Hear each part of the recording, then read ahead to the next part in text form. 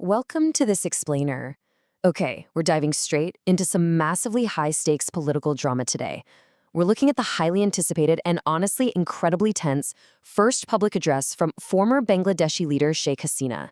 She's just broken a 2-year silence from her exile in India, and let me tell you, this isn't just a simple speech, it's an absolute geopolitical earthquake. So you've got to wonder, why choose this exact moment to speak out? And more importantly, what actually happens when a deposed leader sitting in exile suddenly promises to go back? This single announcement is already sending massive shockwaves right across South Asia. So let's unpack exactly how this all unfolded. Okay, let's head right to the epicenter of this crisis. The stage for this totally unprecedented event was actually the Foreign Correspondents Club of South Asia over in New Delhi. The timeline here is wild. Think back to August 5th, 2024. Amidst sweeping mass protests that eventually toppled her government, Sheikh Hasina fled across the border to India. And for 2 exact years, she was just off the radar, entirely out of the public eye. But then, literally on the exact anniversary of her departure, she drops this absolute bombshell, a highly controversial pledge to physically return to Bangladesh this coming December. Now, when reporters pressed her for a specific date in December, she either wouldn't or just couldn't confirm one. But honestly, just the mere mention of a return was enough to set off major alarm bells in Dhaka. And you can bet the reaction from the current Bangladeshi authorities was immediate and severe. The government in Dhaka actively tried to suppress her message. They issued strict warnings to domestic media inside Bangladesh, basically telling them do not broadcast or publicize the audio of this speech under any circumstances. Behind closed doors, they've been demanding her extradition and putting immense pressure on the Indian government to stop her from speaking at all. But, well, the broadcast happened anyway. Which brings us to the actual substance of what she said. Moving on to the domestic reality here, and the competing allegations flying back and forth. Because right now, we are looking at 2 totally different narratives. It's a stark contrast. On one hand, you have Sheikh Hasina launching fierce allegations against the current Bangladesh Nationalist Party, or BNP, government, which is led by Tariq Rahman. She spent a large chunk of her press conference calling out severe atrocities that she claims are being carried out in her absence. But sitting directly opposite those claims is a pretty grim reality. The current Bangladeshi government has already condemned Hasina to death in absentia, and that's for crimes against humanity, specifically linked to her alleged efforts to violently crush the exact uprising that removed her from power in the first place. Defying that death sentence, Hasina used her time at the microphone to make a very targeted appeal. She specifically urged international stakeholders and foreign media to travel to Bangladesh and document what she describes as active, ongoing persecution. She pointed to 3 specific groups being targeted by the current regime right now: journalists who are just trying to report the truth, academics, and members of her own Awami League party. Her argument is basically that the world needs to wake up and see what's happened since she left. Now here's where it gets really tense.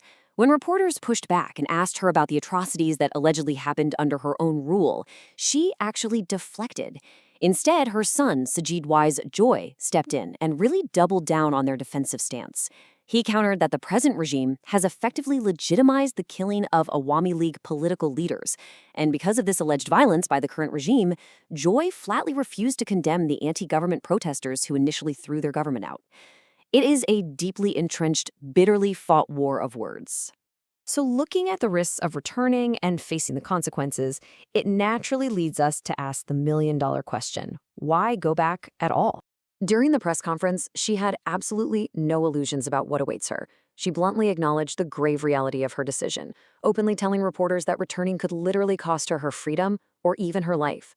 She stated she knows she'll likely face severe consequences, whether that's being jailed or being put to death, but insisted she's ready to face it for the people because she simply can no longer tolerate what's happening in her absence.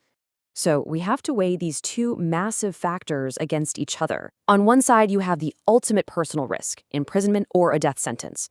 But on the other side is the heavy political necessity driving her. Analysts point out that this announcement is a massive signaling effort to her Awami League party leaders, essentially assuring them, hey, we are not giving up easily. It's about rallying her base, giving them confidence, and reminding the wider public that under her past 2 decades of rule, the Bangladeshi economy was, at least in their view, skyrocketing and prospering.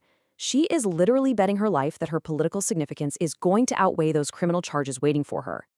Let's zoom out for a second and look at the geopolitical ripple effect of all this, especially between India and Bangladesh. Because this single speech is actively deteriorating the broader diplomatic relationship between the two nations.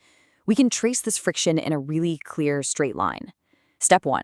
The very second the Indian government decided to grant Sheikh Hasina shelter 2 years ago, the clock started ticking on a diplomatic crisis. Step 2.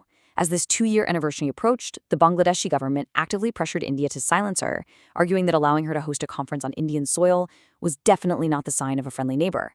And step 3, the inevitable fallout. Bilateral relations between New Delhi and Dhaka are deteriorating day by day, getting noticeably worse as that December timeline approaches. And look, Bangladesh isn't just sending angry diplomatic cables. They are making highly visible geopolitical moves.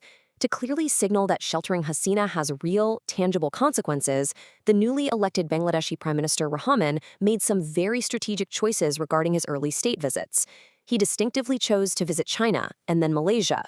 In the delicate world of South Asian diplomacy, this is a bright, flashing neon sign to India, essentially saying, you are losing your importance to us because of who you're harboring. Attempting to manage this rapidly expanding fallout, the Indian government has gone to great lengths to strictly distance itself from Hasina's rhetoric. The Indian Ministry of External Affairs released a statement asserting they are aware of the event but firmly clarified, we do not support any statement she makes, and heavily emphasized that this conference is carried out by a private media entity. It is a very careful diplomatic tightrope walk. India is providing her physical safety for sure, but they are aggressively washing their hands of her political megaphone. So as we watch the calendar inch closer to that vague yet highly anticipated December deadline, we are left staring at a massively unstable situation. Will Sheikh Hasina actually board that plane? And if she does, will her arrival spark a miraculous political revival for the Awami League? Or is it going to ignite a devastating multinational crisis?